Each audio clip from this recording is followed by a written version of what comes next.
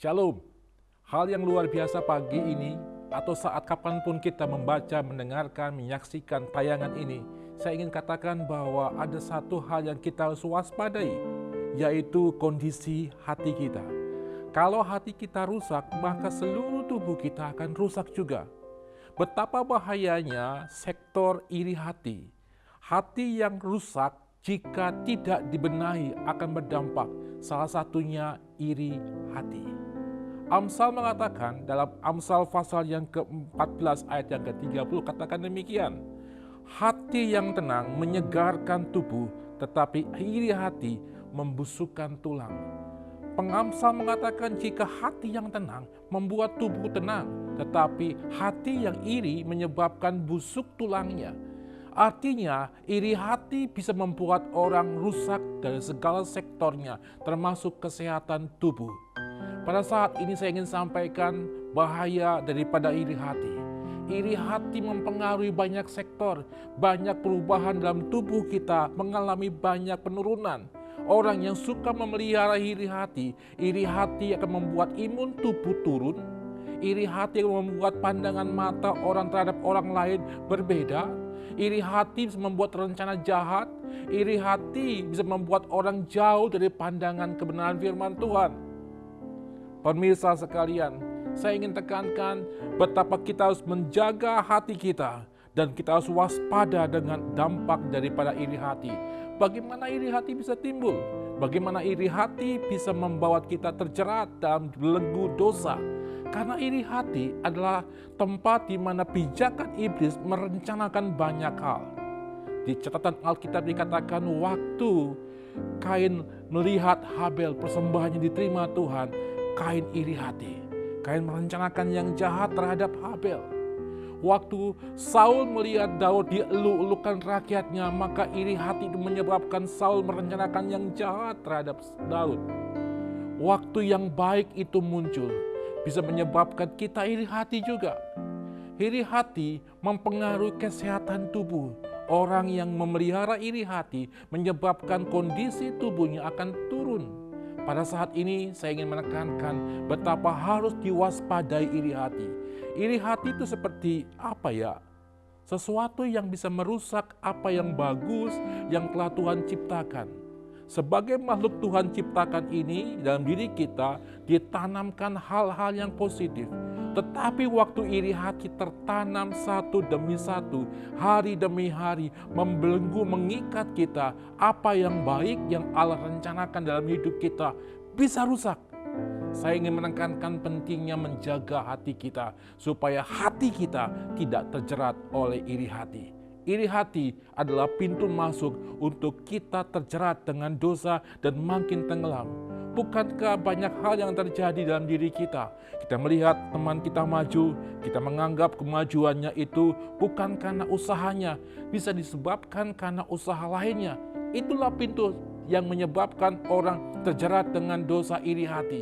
Orang yang melihat kemajuan teman tidak bahagia menunjukkan orang tersebut sedang terjerembab atau masuk dalam gerbang iri hati. Saudaraku sekalian, para pemirsa yang mendengarkan atau menyaksikan tayangan video ini, saya ingin mendorong teman-teman saudaraku sekalian untuk jauhi iri hati.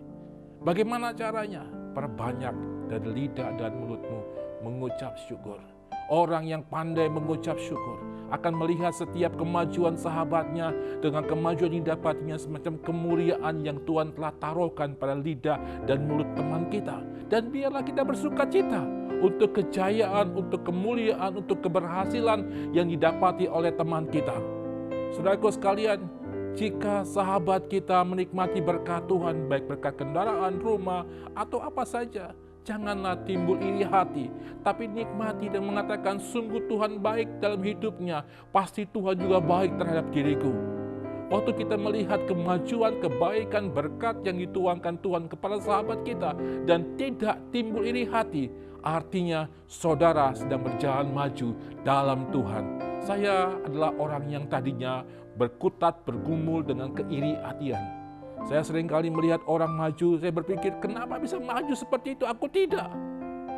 Ketidaksanggapan saya melihat kemajuan orang, saya marah, saya jengkel.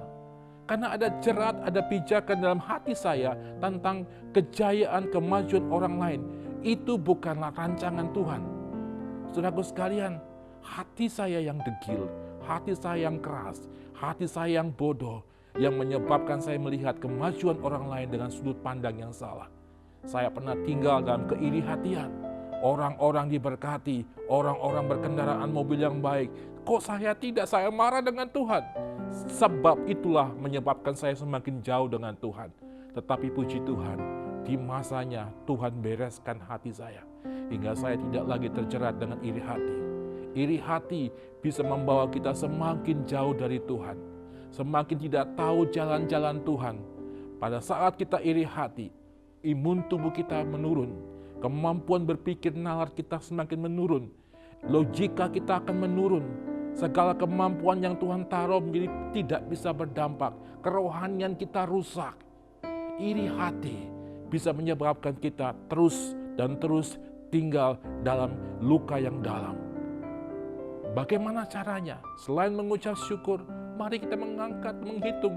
Alkitab katakan, hitunglah berkat Tuhan satu-satunya, dan kau akan lihat dan kagum betapa berkat Tuhan berlimpah. Mazmur 90, berkat Tuhan seperti fajar pagi hari selalu ada dalam hidup kita sekalian. Waktu kita melihat karya Tuhan di belakang hidup kita, maka kita akan lihat karya Tuhan yang ajaib. Maka lidah kita akan lihat kebanggaan, keagungan Tuhan di setiap aspek hidup kita sekalian. Saya bersyukur saya mempunyai seorang istri yang takut akan Tuhan, mempunyai keluarga yang diberkati Tuhan.